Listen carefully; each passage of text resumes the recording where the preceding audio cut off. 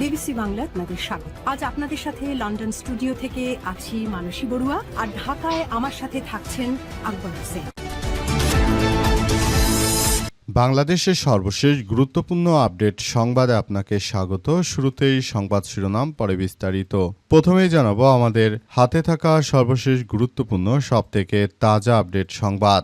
দুই নদীর পানি বিপদসীমার উপরে, 14 জেলায় বন্যার আশঙ্কা। পাহাড়ি ঢলার ভারী বৃষ্টির কারণে কুশিয়ারা নদীর পানি সিলেটের ফেঞ্চুগঞ্জ এবং সুনামগঞ্জের মারকুলি এবং সোমেশ্বরী নদীর নেত্রকোনার কলমাকান্দা স্টেশনে বিপদসীমার উপর দিয়ে প্রবাহিত হচ্ছে। কুশিয়ারা এবং সোমেশ্বরী নদীর পানি বেড়ে যায়, নদী সংলগ্ন নিম্নাঞ্চল প্লাবিত হওয়ার আশঙ্কা করা হচ্ছে। এছাড়াও বেশ কয়েকটি জেলায় বন্যার আশঙ্কা দেখা দিয়েছে।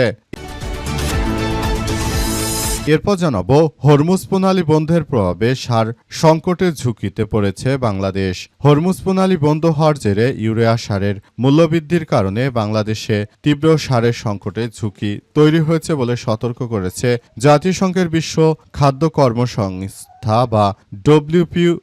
সংস্থাটির এক নতুন প্রতিবেদনে বলা হয়েছে যে বাংলাদেশ ইউরিয়া সারের মোট চাহিদার প্রায় ৮০%ই সৌদি আরব, কাতার এবং সংযুক্ত আরব আমিরাত থেকে আমদানি করে থাকে। বর্তমানে দেশের সারের যে পরিমাণ মজুত রয়েছে তা দিয়ে সর্বোচ্চ আগামী অক্টোবর মাস পর্যন্ত সরবরাহ বজায় রাখা সম্ভব। এই পরিস্থিতিতে এক ভয়াবহ বিপর্যয় আসতে চলেছে।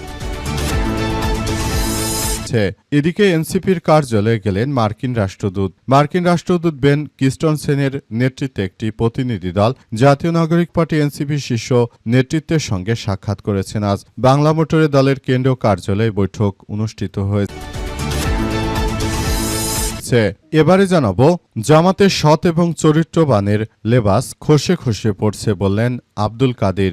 সংসদ সদস্য, জামাত ইসলামের কেন্দ্রীয় নেতা গাজী নজরুল ইসলামের ব্যক্তিগত মুহূর্ত সংবলিত ভিডিওকে সামাজিক যোগাযোগ মাধ্যমে চলমান আলোচনা সমালোচনা চলছে। এরই মধ্যে জামাতের বিষয়ে ফেসবুক পোস্ট দিয়েছে ছাত্র আন্দোলনের অন্যতম সাবেক সমন্বয়ক আব্দুল কাদের। তিনি বলেছেন যে জামাতের সৎ এবং চরিত্রবানের লেবাস খসে খসে পড়ছে।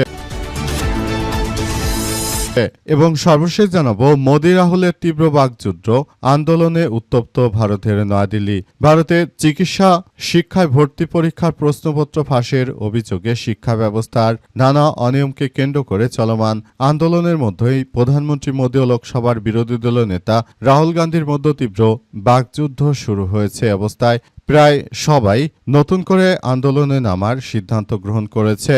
প্রিয় দর্শক, এতক্ষণ শুনছিলেন সংবাদ শিরোনাম, এবারে বিস্তারিত। তবে তার আগে বন্ধুরা অনুরোধ থাকবে এই সংবাদটিতে একটি লাইক দিন। এই চ্যানেলে আপনি নতুন হয়ে থাকলে আমাদের সংবাদটি দেখতে দেখতে চ্যানেলটি সাবস্ক্রাইব করে রাখুন। কমেন্ট করে বন্ধুরা আপনার মূল্যবান মতামত জানিয়ে দিন আপনি বিশ্বের কোন দেশ থেকে বা বাংলাদেশের কোন স্থান থেকে আমাদের সংবাদটি দেখছেন এবং শুনছেন। আর বন্ধুরা, সংবাদটি আপনার সোশ্যাল মিডিয়া ফেসবুকে শেয়ার করে বন্ধুদেরও দেখার সুযোগ করে দিন। গাজা যুদ্ধে আপনি যদি নিরীহ ফিলিস্তিনিদের ভালোবেসে থাকেন, কমেন্টে ইয়েস লিখে পুরো বিশ্ববাসীকে আমাদের এই তাজা আপডেটটি দেখার সুযোগ করে দিন। এবারে বিস্তারিত। দুই নদীর পানি বিপদসীমার উপরে, 14 জেলায় বন্যার আশঙ্কা। পাহাড়ি ঢলার ভারী বৃষ্টির কারণে কুশিয়ারা নদী সিলেটের ফেঞ্চুগঞ্জ, সুনামগঞ্জের মারকুলি এবং সোমেশ্বরী নদী নেত্রকোনার কলমাকান্দা স্টেশনে বিপদসীমার উপর দিয়ে প্রবাহিত হচ্ছে। কুশিয়ারা এবং সোমেশ্বরী নদীর পানি বেড়ে যায়, নদী সংলগ্ন নিম্নাঞ্চল প্লাবিত হওয়ার আশঙ্কা রয়েছে। এছাড়াও বেশ কয়েকটি জেলায় বন্যার আশঙ্কা দেখা দিয়েছে। আবহাওয়া সংস্থাসমূহের তথ্য অনুযায়ী আগামী 24 থেকে 48 ঘন্টার মধ্যে দেশের অভ্যন্তরীণ চট্টগ্রাম ও বরিশাল বিভাগে ভারী থেকে অতি ভারী বৃষ্টিপাত হতে পারে। যেসব জেলা আগামী 24 ঘন্টায় বন্যার পানি বিপদসীমার উপর দিয়ে সব জেলায় প্রবাহিত হতে পারে তার মধ্যে রয়েছে সুরমা, কুশিয়ারার অববাহিকাভুক্ত সিলেট, সুনামগঞ্জ জেলা এবং আত্রাই অববাহিকাভুক্ত নওগাঁ জেলা। আগামী 24 ঘন্টা বন্যা পরিস্থিতি উন্নতি হতে পারে সোমেশ্বরী অববাহিকাভুক্ত নেত্রকোনা জেলা। আগামী 24 ঘন্টায় নিম্নাঞ্চল প্লাবিত হওয়ার ঝুঁকি রয়েছে সাঙ্গু, মাতামুহুরী অববাহিকাভুক্ত বান্দরবন, কক্সবাজার ও চট্টগ্রাম জেলার তিস্তা, ধরলা ও দুধকুমার অববাহিকাভুক্ত লালমনিরহাট, নীলফামারী, রংপুর, গাইবান্ধা, কুড়িগ্রাম জেলা, ব্রহ্মপুত্র ব্রহ্মপুত্র যমুনা অববাহিকা মুক্ত কুড়িগ্রাম, গাইবান্ধা, জামালপুর, বগুড়া, সিরাজগঞ্জ ও টাঙ্গাইল জেলা বাংলাদেশের পানি উন্নয়ন বোর্ডের বন্যার পূর্বাভাস ও সতর্কীকরণ কেন্দ্র এই তথ্য নিশ্চিত করেছে। হরমুজ প্রণালী বন্ধের প্রভাবে সার সংকটের ঝুঁকিতে বাংলাদেশ। হরমুজ প্রণালী বন্ধ হওয়ার জেরে ইউরিয়া সারের মূল্যবৃদ্ধির কারণে বাংলাদেশে তীব্র সার সংকটের ঝুঁকি তৈরি হয়েছে বলে সতর্ক করেছে জাতিসংঘের বিশ্ব খাদ্য কর্মসূচি WFP। সংস্থাটির নতুন প্রতিবেদনে বলা হয়েছে যে বাংলাদেশ ইউরিয়া সারের মোট চাহিদার প্রায় ৮০%ই সৌদি আরব, কাতার, সংযুক্ত আরব আমিরাত থেকে আমদানি করে থাকে। বর্তমানে দেশে সারের যে পরিমাণ মজুত রয়েছে তা দিয়ে সর্বোচ্চ আগামী অক্টোবর মাস পর্যন্ত সরবরাহ বজায় রাখা সম্ভব। WFP আরও জানিয়েছে যে ইতিমধ্যে আন্তর্জাতিক বাজারে ইউরিয়া সারের দাম ৫০% বৃদ্ধি পেয়েছে। এর পাশাপাশি গ্যাস সংকটের কারণে বাংলাদেশের ৫টি রাষ্ট্রায়ত্ত ইউরিয়া সার কারখানার মধ্যে ৩টিতেই উৎপাদন বন্ধ রয়েছে।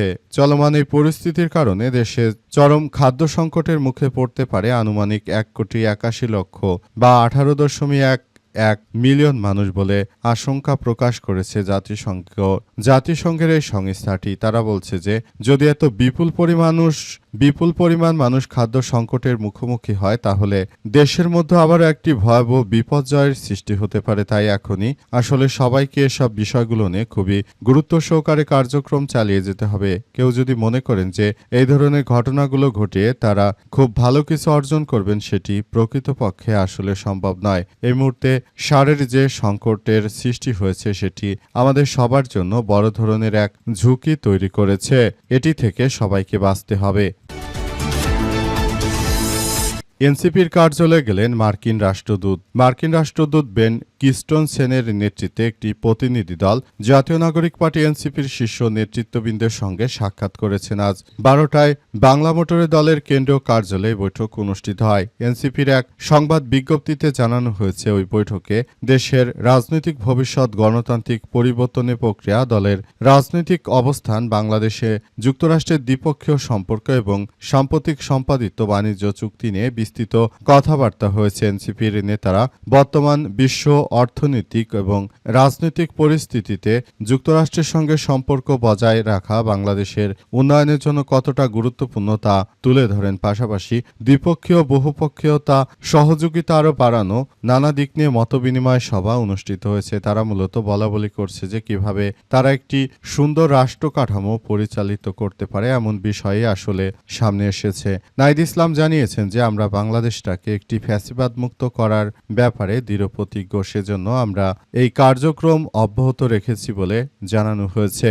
নাহিদ ইসলামের পক্ষ থেকে আরও বলা হয়েছে যে দেশটাকে সুন্দরভাবে গড়ে তোলার জন্য আমরা যে কার্যক্রম হাতে নিয়েছি সেটি আমাদের এক ব্যতিক্রমী কার্যক্রম হিসেবে আবির্ভূত হয়েছে। আমরা বাংলাদেশটাকে সুন্দরভাবে সাজিয়ে একটি সুন্দর সমৃদ্ধি রাষ্ট্র কাঠামোর মধ্য দিয়ে এগিয়ে নিতে চাই বলে জানিয়েছেন তিনি। এবং তিনি আরও জানিয়েছেন এজন্য আমাদের বন্ধুপ্রতিম যেসব রাষ্ট্র রয়েছে তারা আমাদের সর্বাত্মকভাবে সহযোগিতা করছে। দীর্ঘ ১৭ বছরের স্বৈরাচারের সরকারের পতনের মধ্য দিয়ে একটি নতুন বাংলাদেশ আমরা পেয়েছি। এই বাংলাদেশটাকে আমরা এত দীর্ঘ সময় ধরে আমরা আসলে দেশটাকে একটি সুন্দর পর্যায়ে নিয়ে যাওয়ার জন্য আমরা কার্যক্রম চালিয়ে যাচ্ছি। জামাতের সৎ এবং চরিত্রবানের লেবাস খসে খসে পড়তেছে, বললেন আব্দুল কাদের। জাতীয় সংসদ সদস্য জামাত নেতা চাঁপাইনবাবগঞ্জ ৪ আসনের জামাতের সংসদ সদস্যকে নিয়ে এবার কথা বলেছেন বৈষম্যবিরোধী ছাত্র আন্দোলনের অন্যতম বড় সমন্বয়ক আব্দুল কাদের। তিনি জানিয়েছেন যে কিভাবে আমরা জামাত নেতাদের এত লেবাসধারী চরিত্র খসে খসে পড়ছে সেগুলো দেখতে পাচ্ছি। এটা জামাতের জন্য খুবই খুশি সংবাদ। তিনি বলেন, একজন নেতা কতটা নিকৃষ্ট হলে এই ধরনের আচরণ করতে পারে। একজন দাদুর বয়সী মানুষ তিনি এতটা যৌনলিপ্সু হতে পারেন সেটা বলার ভাষা রাখে না। তারা আবার একটি বিশেষ রাজনৈতিক দলের সদস্য, যাদের রয়েছে ১৯৭১ সালে অনেক বড় ধরনের ভূমিকা। আমরা এই বিষয়গুলো খুবই গুরুত্ব সহকারে দেখছি। আমরা মনে করি যে তারা আসলে যে ধরনের কার্যক্রম শুরু হয়েছে সেটি আসলে সবার জন্য এক ভয়াবহ বিপর্যয়কর পরিস্থিতির সৃষ্টি করেছে। আমরা পুরো বিষয়গুলো খুবই গুরুত্ব সহকারে দেখছি। জামাত নেতারা এই কার্যক্রম চালাবে সেটা আসলে নতুন কিছু হতে পারে না। তারা অতীতেও করেছে, এখনো তারা এই ধরনের ঘটনাগুলো ঘটাচ্ছে। সেটি আমাদের সবার জন্য এক ভয়াবহ বিপর্যয়কর পরিস্থিতি বয়ে আনছে। আমরা জামাতকে অতীতেও বিশ্বাস করিনি, আর ভবিষ্যতেও কখনো বিশ্বাস করব না। তাদের নৈতিক চরিত্র এতটা খারাপ হয় সেটি তারা আবারও প্রকাশ করল। তাদের কাছ থেকে দেশের মানুষ আসলে কি শিখবে? কারণ তারা নিজেরা দেশের মানুষকে কোনো কিছুই উপহার দিতে পারেনি, আর ভবিষ্যতেও তারা কোনো কিছু আসলে উপহার দিতে পারবে না। তারা হচ্ছে এমন একটি স্বার্থপর রাজনৈতিক দল, তারা সব সময় শুধুমাত্র নিজেদের স্বার্থ হাসিল করতেই এমন ধরনের কর্মকাণ্ড করে থাকে বলে বলা হয়েছে।